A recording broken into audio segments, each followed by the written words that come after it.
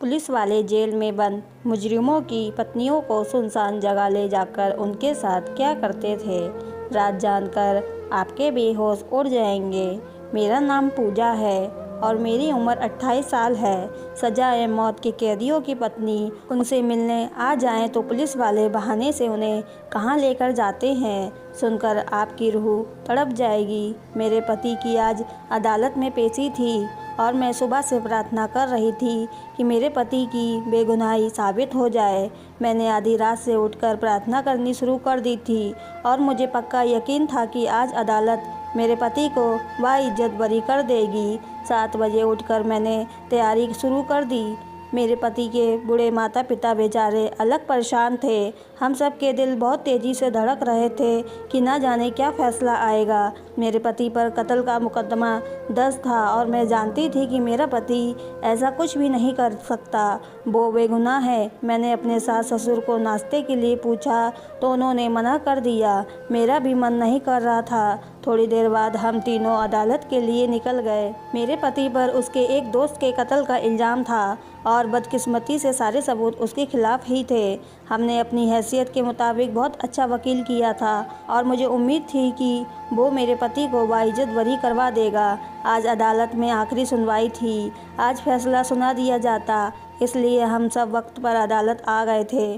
थोड़ी ही देर में मेरे पति को भी लेकर आ गए। उनकी हालत को देखकर मैं खुद को कंट्रोल नहीं कर पाई और रोने लगी। वो बहुत ज़्यादा कमज़ोर हो गए थे। हमारी शादी को अभी 2 साल ही गुजरे थे और पिछले 6 महीनों से वो जेल में ही थे। मेरे माता पिता भी आए थे।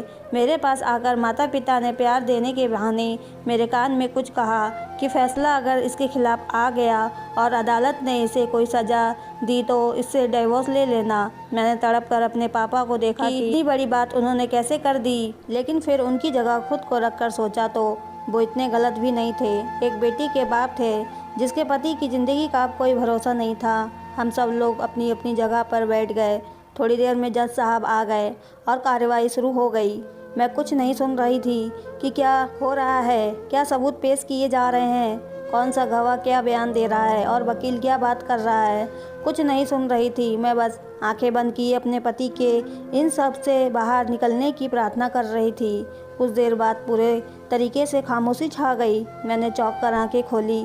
जज फैसला सुनाने लगा था। मेरा दिल ज़ोर ज़ोर से धड़क रहा था। जज की आवाज़ आई, तमाम सबूत और गवाहों को मद्देनज़र रखते हुए अदालत इस नतीजे पर पहुंची है कि मुलजिम नितिन ने ही अपने दोस्त आकाश को मारा है। इसलिए अदालत मुजरिम नितिन को 3 महीने बाद सज़ाए मौत की सज़ा सुनाती है। ये कोई अदालत का फैसला था या फिर मेरे कान बहरे हो गए थे जो मैं सुन नहीं पा रही थी। मेरी सांसें रुक गई थी। मैं एकदम बेजान हो गई। मुझे लगा कि शायद मुझे सुनने में कोई गलती हुई है, लेकिन जब सास ससुर की तबीयत बिगड़ती देखी तब अंदाज़ा हुआ कि जो कुछ मैंने सुना सच सुना। मेरे पति की हालत तो ऐसी हो गई थी कि जैसे काटो तो बदन में खून नहीं।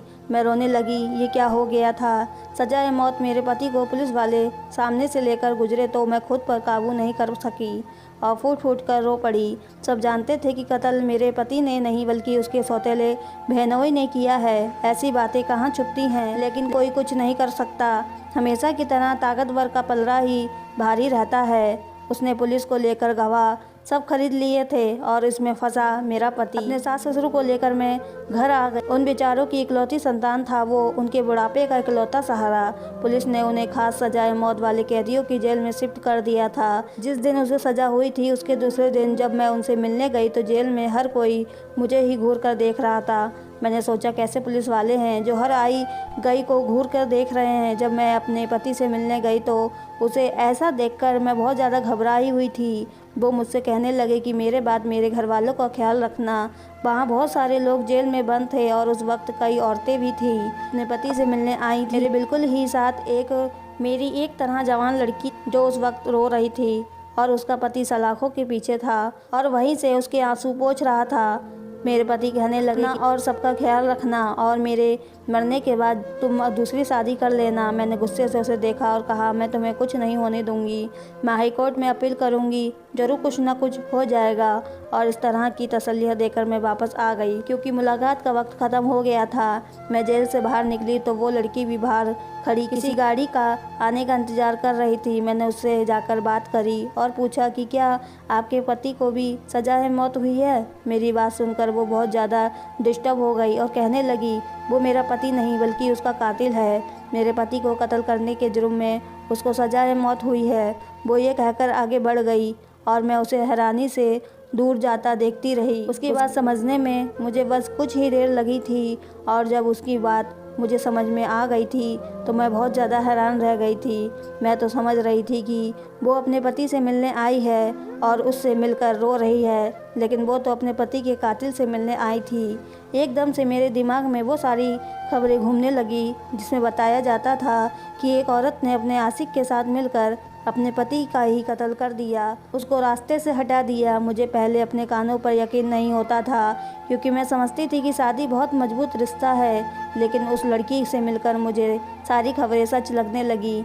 मुझे जो पहले उस लड़की से हमदर्दी हो रही थी, अब एकदम से मुझे उससे नफ़रत होने लगी। मैंने सोचा कि कैसी बुरी लड़की है और मैं उसके लिए अफसोस कर रही थी। फिर मैं घर आ गई। आकर भी वो लड़की और उसकी बातें मेरे दिमाग में घूमती रहीं। कैदियों से हफ्ते में सिर्फ एक ही दिन मुलाकात हो सकती थी, इसलिए मैं पूरे हफ्ते अपने पति से मिलने नहीं जा सकती थी। इस पूरे हफ्ते के बाकी के दिन मैंने बहुत ज़्यादा बेचैनी से गुजारे, और जब मिलने का दिन आया तो मैं अपने पति से मिलने के लिए चली गई। और जब गेट के अंदर जाने लगी, उसी दिन वाली लड़की को देखा, वो भी अपने आशिक से मिलने आई थी। मैंने अपने पति से पूछा कि इस लड़की की क्या कहानी है, तो मेरे पति ने बताया कि मुझे मालूम नहीं, यहाँ पर सिर्फ सज़ाए मौत वाले कैदी हैं, और सज़ाए मौत उनको ही मिलती है जिन्होंने किसी का कत्ल किया है। बेचारा जवान लड़का है, अब पता नहीं उसने कत्ल किया भी है या नहीं। उसको फंसाने के लिए मेरे तरह इल्ज़ाम लेकर भेजा गया। मैंने चुपके से अपने पति को उस लड़की से होने वाली बातों के बारे में बताया और उनसे कहा कि इस लड़की से थोड़ा चौकन्ना होकर रहें। मेरा ध्यान बार बार उस लड़की की तरफ ही जा रहा था, जो उस लड़के का हाथ पकड़कर लगातार रो रही थी। मैंने उसकी बातों की तरफ ध्यान दिया। वो लड़की रोते हुए कह रही थी, मैं तुम्हें इस हाल में नहीं देख सकती, मैं क्या करूं, मैं तुम्हें इस तरह देखकर मर जाऊंगी। वो लड़का कह रहा था कि तुम मेरी फिक्र मत करो, सब कुछ ठीक हो जाएगा। वो लड़की और रोते हुए बोली, अब कुछ ठीक नहीं होगा, सब बर्बाद हो गया है और मेरी वजह से हुआ है। तब वो लड़का उसे चुप करवा रहा था और वह लगातार रोए जा रही थी। मैंने नफ़रत से मुंह मोड़ते हुए कहा कि अब अपनी गलती मानने का क्या फ़ायदा, एक मर्द तो जान से गया और अब दूसरी भी जाने वाला है।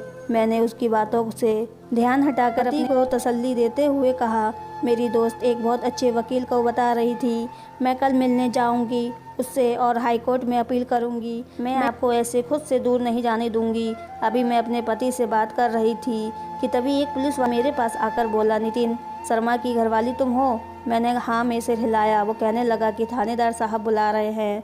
तो मेरे पति ने चौंक कर देखा और कहा, क्यों बुला रहे हैं? वो हवलदार कहने लगा, मुझे क्या पता, कोई पेपर वर्क करना होगा इसलिए बुला रहे होंगे।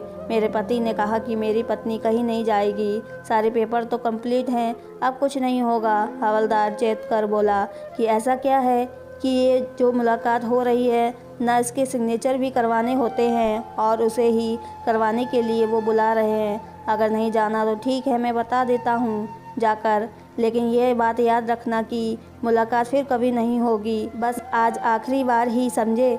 मैं घबरा कर खड़ी हो गई और कहा, नहीं नहीं, मैं चलती हूँ आपके साथ। वो हवलदार रास्ते में समझाते हुए बोला, कागजी कार्रवाई ज़रूरी होती है और सबकी ही होती है, पिछले सारे कैदी तो पुराने हैं, उन सब की कार्रवाई तो हो चुकी है, तुम्हारे पति नए हैं, इसलिए थानेदार साहब ने आपको बुलाया है। मैं थानेदार के ऑफिस में पहुंच गई तो उसने सर से पैर तक मेरे हुलिये को बहुत गौर से देखा, जो कि मैंने एक पिंक कलर का सूट पहना हुआ था और दुपट्टे से सिर ढका हुआ था। मैंने उसकी नज़रों की तापिश से घबराते हुए कहा कि जी कहिए, आपने मुझे बुलाया था, मैं नितिन की पत्नी हूँ। वो अपनी मुस्कुराहट छुपाकर कहने लगा, बहुत जल्द आप नितिन की विधवा कहलाएंगी। फिर बात काट कर वो कहने लगा, मेरा मतलब है 3 महीने में से 1 महीना गुजर गया है और बाकी बहुत थोड़े दिन बचे हैं उसकी फांसी में। मैंने कहा, वो आपकी परेशानी नहीं है। आप मुझे ये बताइए कि आपने मुझे किस काम के लिए यहाँ बुलाया है। मुझे पता नहीं क्यों ये एहसास हो रहा था कि उसने मुझे किसी काम से नहीं बल्कि सिर्फ मेरी बॉडी का जायज़ा लेने के लिए बुलाया है। मेरे सवाल पर वो कहने लगा, नहीं, अब सब ठीक है, अब ज़रूरत नहीं है। मैं गुस्से से बाहर निकली और दोबारा अपने पति के पास जाने लगी, लेकिन तब तक मिलने का समय ख़त्म हो चुका था। सिर्फ 3 मिनट रह चुके थे। थानेदार के ऑफिस से जेल जाने तक का कम से कम 5 मिनट का रास्ता था, इसलिए अब जाने का कोई फ़ायदा नहीं था। मैं जेल से निकलकर एक तरफ खड़े होकर ऑटो रिक्शा का वेट करने लगी। इतने में एक अजीब नज़ारा देखा, जैसे मेरी सांस वहीं रुक गई हो। मैंने देखा कि वही लड़की बाहर निकल रही है और उसके साथ थानेदार भी बाहर निकला और 1-2 और पुलिस वाले। मैंने हैरानी से सोचा, ये लड़की पुलिस वालों के साथ क्या कर रही है। वो उनके साथ एक कार में बैठ गई और वो सब वहाँ से चले गए। मैं बहुत शौक होकर रह गई थी, ये लड़की पुलिस वालों के साथ क्यों गई है और कहाँ गई है। मुझे तो वो थानेदार शक्ल से ही बेकार इंसान लग रहा था, लेकिन वो काफ़ी लोग थे। मेरे अंदर तो शक पैदा होने लगा कि जाने क्या बात हो सकती है। मैं अपने दोस्त के बताए हुए वकील के पास गई और मैंने उससे अपने पति का सारा केस डिस्कस किया। मैं हर हालत में अपने पति को बचाना चाहती थी। मेरी मम्मी पापा मेरा साथ नहीं दे रहे थे। उन्होंने तो साफ लफ्ज़ों में कह दिया था कि एक कातिल की पत्नी कहलाने से अच्छा है कि मैं उससे डिवोर्स ले लूं, मगर मैं नहीं मानती थी। मुझे पूरा भरोसा था कि ये आजमाइश है और जल्दी ही ख़त्म हो जाएगी। उस वकील ने मुझसे फ़ीस ली और कहा, ठीक है, मैं जल्दी से हाई कोर्ट में अपील करने की तैयारी करता हूँ। मैं उसको धन्यवाद कहकर बाहर निकल आई। जब दूसरी मुलाकात का वक्त आया तो मैं अपने पति से मिलने गई, लेकिन एक अजीब बात हुई। वो मुझसे कहने लगे कि तुम आज के बाद मुझसे मिलने यहाँ पर मत आना। मैंने परेशानी से पूछा कि क्यों ना आऊँ यहाँ पर, ऐसी क्या बात हो गई है। मुझसे कहने लगे कि मैंने सुना है सजा मौत की कैदियों की पत्नियाँ जो उनसे मिलने आती हैं, उन्हें ये पुलिस वाले कहीं ले जाते हैं। मैंने चौंक कर पूछा कि कहाँ ले जाते हैं। उस पर मुझे कुछ दिन पहले का ख्याल आया, जब वो लड़की पुलिस वालों की कार में बैठकर कहीं चली गई थी। तो मेरे पति कहने लगे कि ये बात तो किसी को भी नहीं पता कि वो कहाँ लेकर जाते हैं, लेकिन ये बात कंफर्म है कि वो कहीं लेकर चले जाते हैं। इसलिए कह रहा हूँ कि तुम आज के बाद नहीं आना। मैंने अपने पति को तसल्ली दी कि मैं उन औरतों में से नहीं हूँ जो ऐसे पुलिस वालों के साथ चली जाऊँ। ये कहते हुए मैंने एक नज़र अपनी लेफ़्ट साइड में डाली जहाँ वो लड़की खड़ी हुई थी और वो बहुत ज़्यादा खुश लग रही थी। अपने आशिक का हाथ थाम कर बार बार यकीन दिला रही थी कि वो बहुत जल्द बाहर होगा। मेरा शक बहुत ऊपर पहुंच गया था कि आखिर वो उस दिन पुलिस वालों के साथ क्या करने और किधर गई थी। मैंने उस लड़की से बात करने का फ़ैसला कर लिया और गेट से बाहर निकलते ही उससे पूछा, उस दिन तुम्हें पुलिस वाले के साथ उस गाड़ी में बैठकर कहीं जाते हुए देखा था, क्या मैं पूछ सकती हूँ कि वो लोग तुम्हें कहाँ लेकर गए थे। वो मेरी तरफ मुड़ी और मेरी आंखों में आंखें डालकर कहने लगी, नहीं, आप नहीं पूछ सकती क्योंकि आप मुझसे पूछने का हक नहीं रखती। ये जवाब देकर वो आराम से चली गई। मैंने सोचा किस कदर बदतमीज़ लड़की है, किस तरह जवाब देकर गई है। मैंने भी कहा कि ना बताती तो मत बताए, उसकी मर्ज़ी। अगले हफ्ते जब मैं अपने पति से मिलने गई तो ना ही वो लड़की दिखी और ना ही वो आदमी जिससे वो मिलने के लिए आती थी। मैंने अपने पति से पूछा कि तुम्हारा साथ वाला साथी कहाँ गया, तो उन्होंने मुझसे कहा कि इसे अभी 4 दिन पहले ही यहाँ से ले जाया गया है, शायद सज़ा दिलवाने के लिए। इसलिए मेरे पति का मूड बिल्कुल भी ठीक नहीं था। वो मुझ पर गुस्सा हो रहे थे कि मैं यहाँ उनके मना करने के बावजूद क्यों आ गई हूँ। मुझे भी सुनकर दुख हुआ था कि वो बेचारा सजा मौत पा गया। न जाने उस लड़की पर क्या बीती होगी। वो लड़की यहाँ बैठकर जिस तरह से बातें करती थी, उससे तो साफ साफ पता लगता था कि वो लड़की उससे कितनी ज़्यादा मोहब्बत करती थी। ना जाने उसकी मौत ने उस लड़की पर किस तरह का प्रभाव डाला होगा। सजाए मौत का सुन के ही हर कोई खौफ खाता है और वो लोग तो और भी ज़्यादा, जो पूरा पूरा दिन इनके साथ है और इसी डर में है कि ना जाने किस वक्त उन्हें सजाए मौत मिल जाए। कितना मुश्किल होता है इस हाल में रहना। मुझसे ज़्यादा देर वहाँ रुका नहीं गया। मैं वापस घर आ गई। मेरे सास ससुर बेचारे इसी उम्मीद के सहारे जी रहे थे कि उनका बेटा उन्हें वापस मिल जाएगा। वो घर आ जाएगा। उम्मीद तो मुझे भी यही थी, मगर फिर भी अंदर से दिल धड़कता रहता था कि कुछ हो ना जाए। मैं अपने पति के मना करने के बावजूद गई। जब तक मैं एक बार जाकर उससे मिलती नहीं थी, मुझे बेचैन नहीं आता था। मेरे सोच के मुताबिक ही वो बहुत गुस्सा हुए थे कि तुम यहाँ मत आया करो, तुम क्यों मेरी बात को सीरियस नहीं ले रही हो। मुझे यहाँ कई लोगों ने बताया है कि ये पुलिस वाले उनकी पत्नियों को जाने कहाँ लेकर जाते हैं। मैं नहीं चाहता कि तुम्हारे साथ कुछ बुरा हो। मेरा मानना था कि जब तक मैं ठीक हूँ, कोई दूसरा कैसे मेरे साथ अपनी मनमानी कर सकता है। मैं घर वापस आ गई। रात को किसी काम से पेंसिल की ज़रूरत पड़ी तो मैंने अपने बैग की तलाशी ली तो एक छोटा सा कागज़ का टुकड़ा पड़ा हुआ था। मैंने बाहर निकाल लिया और उसमें जो लिखा था वो पढ़कर मैं बहुत ज़्यादा हैरान रह गई। ये कागज़ का टुकड़ा पता नहीं किसने रख दिया था। मैंने तो बैग हर वक्त अपने साथ ही रखा था। ज़रूर जब हमारे बैगों की तलाशी ली जाती होगी तभी किसी ने रख दिया होगा ये कागज़ का टुकड़ा। इस पर फ़ोन नंबर लिखा हुआ था। एक बार मेरा दिल किया कि मैं उस नंबर पर कॉल करूं, लेकिन मैं कुछ सोचते हुए रुक गई।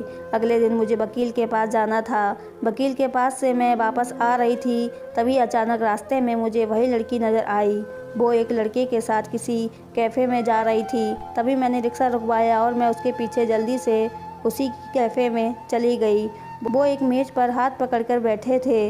लड़का मेरी तरफ से कमर करके बैठा था, इसी वजह से मैं उसकी शक्ल नहीं देख पाई। मुझे उस लड़की पर बहुत गुस्सा आया कि दो मर्दों की ज़िंदगी बर्बाद करके उसे सुकून नहीं मिला था जो वो यहाँ अब तीसरे मर्द के साथ बैठी हुई थी। मैं काफ़ी देर बैठी उन दोनों को देख रही थी। फिर मेरा सब्र का बांध टूट गया और मैं उस लड़की के ठीक सामने चली गई ताकि उसको शर्म महसूस हो। और तभी मेरी नज़र उस लड़के पर पड़ी तो मैं हैरान रह गई। मुझे ऐसा लगा जैसे मैं कोई ख्वाब देख रही हूँ, क्योंकि सामने मौजूद लड़का तो वही था जो जेल में बंद था। सब यही समझते थे कि वो मर गया है, लेकिन वो मरा नहीं, जिंदा था, बल्कि मज़े से आज़ादी की ज़िंदगी जी रहा था। मुझे देखकर दोनों घबरा गए थे। फिर वो लड़की उस लड़के से कहने लगी कि तुम घर जाओ, मैं कुछ देर में आ जाऊंगी। वो लड़का चला गया तो मैं उसकी छोड़ी हुई कुर्सी पर बैठ गई और पूछा कि ये सब क्या है। तुम बहुत अजीब हरकत करती हो और अब तुम इस लड़के के साथ हो। ये लड़का सबकी नज़र में मर चुका है और तुम इसके साथ सब क्या है। वो लड़की कहने लगी, मैं तुम्हें सब कुछ बताती हूँ। मेरा नाम ज्योति है, हम रामपुर के रहने वाले हैं। मेरे माता पिता के बस हम 3 ही बच्चे थे। मैं सबसे बड़ी थी और मुझसे छोटी एक बहन और एक भाई। मुझे पूरी दुनिया में सबसे ज़्यादा मोहब्बत अपनी बहन से थी, क्योंकि वो बहुत ज़्यादा बीमार थी और वो बिस्तर पर पड़ी रहती थी। मेरे पापा और मम्मी दोनों ही काम पर जाते थे। मैंने अपनी बहन को पहले दिन से ही खुद संभाला था। मेरे माता पिता की अजीब फितरत थी, दोनों ही एक दूसरे को पसंद नहीं करते थे, लेकिन फिर भी शादी हो गई और 3 बच्चे भी हो गए। जब से भाई पैदा हुआ था तब से उनका झगड़ा भी बढ़ने लगा। वो हफ्ते तक बात नहीं करते थे। मैंने अपने भाई बहन को कैसे संभाला ये बस मैं ही जानती हूँ। मेरी बहन और भाई मुझे मेरी जान से भी बढ़कर प्यारे थे। मेरे पापा के दोस्त के बेटे ने मुझे शादी के लिए प्रपोज किया तो मैंने उसे मना कर दिया, क्योंकि मैं अपनी मम्मी की सहेली के लड़के को पसंद करती हूँ और उससे बहुत ज़्यादा मोहब्बत करती हूँ और उससे ही शादी करना चाहती थी। लेकिन मेरे पापा ने तहस में आकर और मम्मी की जिद की वजह से मेरी शादी अपने दोस्त के बेटे से तय कर दी।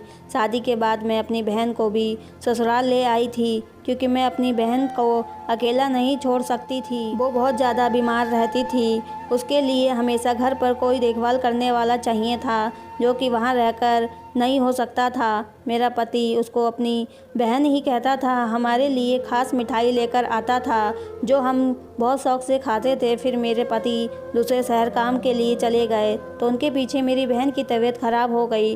डॉक्टर ने जब बताया कि वो प्रेग्नेंट है तो मेरी तो जान निकल गई। लेकिन असली क़यामत तो तब टूटी जब मेरी बहन ने बताया कि उसके साथ ये सब मेरे पति ने ही किया था। मैंने अपने पति को धमकी दी कि मैं सबके सामने उसको रुस्वा करूंगी, तो उसने मुझसे बदला लेने के लिए मेरी मासूम बीमार बहन को सीढ़ियों से धक्का दिया। उस पर कोई इल्ज़ाम ना लगा और ना ही किसी ने उसे कातिल कहा, लेकिन मैं उसे छोड़ना नहीं चाहती थी। इसलिए मैंने अपनी मम्मी के दोस्त के बेटे सोहन से मदद ली और उसे अपने घर बुलाया ताकि मैं अपने पति के खिलाफ़ रिपोर्ट लिखवा सकूं। लेकिन उसी वक्त वो भी घर आ गया और सोहन को घर पर देखकर तहस में आकर उस पर हमला कर दिया। फिर वो मुझे चाकू से मारने लगा था तो मेरी जान बचाने के लिए सोहन ने उसके सिर पर कांच का फ्लावर पॉट दे मारा। और वो अस्पताल पहुंच गया और बदतमीज इंसान मरने से पहले सोहन के खिलाफ रिपोर्ट दर्ज करवा कर गया, उसके खिलाफ बयान दे गया, इसलिए उसे सजा मौत हो गई। मैं सोहन को मरता हुआ नहीं देख सकती थी, इसलिए जब पुलिस वालों ने मुझे एक ऑफ़र दी कि अगर मैं सोहन को आज़ाद देखना चाहती हूँ तो मुझे उनकी एक शर्त माननी पड़ेगी। वो शर्त मैं आपको नहीं बताऊंगी क्योंकि जल्द ही वो आपको भी ट्रैक करने की कोशिश करेंगे। मैंने उनकी शर्त मान ली और सोहन को आज़ाद करवा लिया। अब हम दोनों पति पत्नी हैं। शर्त वाली बात से तो मुझे वो कागज़ का टुकड़ा याद आया जिस पर लिखा था कि अगर तुम्हें अपने पति को आज़ाद देखने की तमन्ना है तो तुम्हें इस खास शर्त को पूरा करना होगा। शर्त क्या है, जानने के लिए दिए गए नंबर पर कॉल करें। मैंने उसे शादी की शुभकामनाएं दी और घर चली आई। उस लड़की के अलावा मैंने बहुत सारी औरतों को उन पुलिस वालों के साथ जाते हुए देखा था।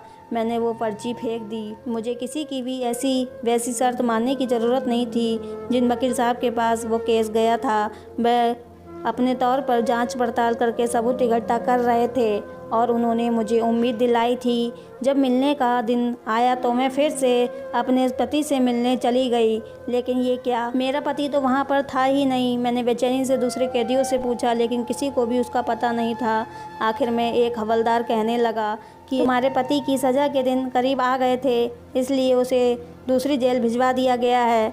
मैं सुनकर परेशान हो गई कि कहाँ भेजा गया है। मैंने उससे कहा कि मुझे एड्रेस बताओ तो वो कहने लगा कि अभी बड़े साहब ज़रूरी काम से उधर ही जा रहे हैं, तुम उनसे बात कर लो, क्या पता तुम्हें भी साथ ले जाएं। मैं फ़ौरन ऑफिसर के कमरे में गई और उनसे कहा कि मैं अपने पति से मिलना चाहती हूँ, मुझे भी अपने साथ दूसरी जेल में ले जाइए क्योंकि मुझे एड्रेस नहीं पता। तो वो कहने लगा कि मैं बस निकलने ही वाला हूँ, जाना है तो जल्दी आ जाओ। उसके अलावा 2-3 पुलिस वाले और थे जो पीछे बैठ गए थे। मुझे थोड़ा सा डर भी लग रहा था, लेकिन फिर सोचा बाकी के लोग भी तो गाड़ी में हैं। गाड़ी काफ़ी देर तक चलती रही और मैं भगवान से प्रार्थना करने लगी। आखिर 2 घंटे की ड्राइविंग के बाद हम एक फार्म हाउस पहुँच गए थे। मैंने घबराते हुए पूछा, हम यहाँ क्या करने आए हैं? वह थानेदार हंसते हुए बोला, हम तो यहाँ मस्ती करने आए हैं, अब तुम भी साथ हो तो मज़ा दुगना हो जाएगा। वो मुझे घसीट कर नीचे उतारने लगे। मैं उनसे मना कर रही थी और चिल्लाने लगी, लेकिन वहाँ पर आसपास कोई भी नहीं था। वो ऑफिसर कहने लगा कि तुम्हें एक लेटर भेजा था, तुमने उनका कोई जवाब नहीं दिया तो मैं कितने दिनों से उसका इंतज़ार ही कर रहा था, लेकिन अंदाज़ा हुआ कि तुम काफ़ी घमंडी औरत हो और ऐसी लड़कियों को तो मुझे बहुत पसंद है। मुझे याद आने लगा, इसलिए ही मेरा पति जेल में मिलने आने से रुकता था। वो बिल्कुल ठीक था और मैं गलत। मैंने कितनी आसानी से खुद को शिकार होने दिया। मैंने उस ऑफिसर के आगे हाथ जोड़ दिए कि मुझे जाने दे, मैं किसी को कुछ नहीं बताऊंगी, मुझे कैद नहीं करें। वो ज़ोर ज़ोर से हंसने लगा और कहने लगा कि तुमसे पहले एक पटाखा लड़की यहाँ आई थी और वो अपनी मर्ज़ी से आई थी। उसका आशिक जेल में बंद था। उसको जेल से आज़ाद करवाने के लिए वो किसी भी हद तक जाने के लिए तैयार थी। उसने मुझे खुश किया तो मैंने उसके आशिक को आज़ाद करके उसे खुश कर दिया। तुम्हारे लिए भी यही ऑफ़र है, तुम मुझे खुश करोगी तो मैं तुम्हारे पति को आज़ाद कर दूंगा। मैंने उसको बातों में लगाए रखने का सोचा था।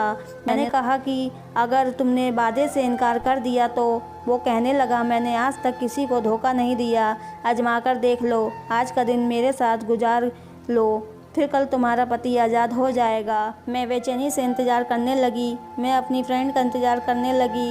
यहाँ आने से पहले मैंने गाड़ी में से ही उसे मैसेज कर दिया था कि मैं कहाँ जा रही हूँ, पता नहीं कहाँ पहुँचूँगी। इतने में ही पर्स में रखे मोबाइल पर रिंग की आवाज़ आई। उस ऑफिसर ने जल्दी से मेरा मोबाइल छीनकर बंद कर दिया। फिर उसने मुझे बाजू से पकड़ लिया और खींचते हुए अंदर ले जाने लगा और उसी वक्त उस मौके पर मीडिया वहाँ पहुँच गई थी। मैंने उसको मैसेज करके कह दिया था कि आते हुए मीडिया को भी साथ ले आए।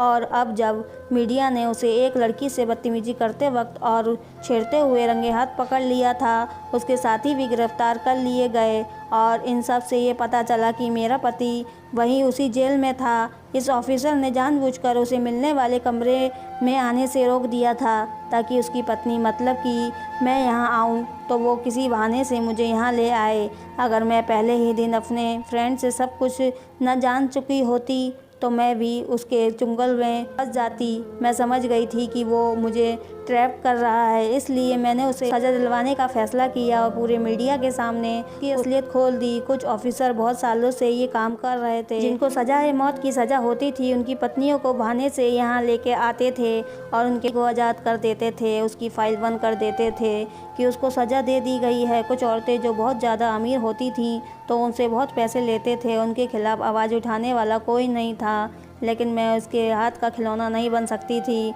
मुझे अपनी इज्जत बहुत प्यारी थी। मीडिया ने उसका असली चेहरा दुनिया को दिखाया, पुलिस वालों की असलियत सबके सामने आ गई। इस ऑफिसर ने पैसे लेकर मेरे पति के खिलाफ़ केस बना दिया था और जांच पड़ताल नहीं की थी, लेकिन बाद में जो पुलिस वाला उसकी जगह पर आया था वो बहुत ज़्यादा ईमानदार था। उसने मेरी दरख्वास्त पर फिर से जांच पड़ताल शुरू कर दी और बहुत ही कम समय में असली कातिल को पकड़ लिया। ये केस एक बार फिर अदालत में पेश हुआ। इस बार मेरे पति को बाइज्जत बरी कर दिया गया और असली मुजरिम को सज़ाए मौत की सज़ा सुना दी गई। आखिर इंसाफ हुआ था और क्या खूब हुआ था। मुझे पहले दिन से ही यकीन हो गया कि बेगुनाह को सज़ा नहीं मिल सकती। उसके यहाँ देर है अंधेर नहीं, वो ऊपर वाला मेरी मदद ज़रूर करेगा। मेरा विश्वास मेरे काम आया और आज मेरा पति सही सलामत घर आ चुका है। तो दोस्तों, अगर आपको हमारी कहानी पसंद आई हो तो चैनल को सब्सक्राइब, वीडियो को लाइक करना ना भूलें। पूरी कहानी सुनने के लिए आपका बहुत बहुत धन्यवाद।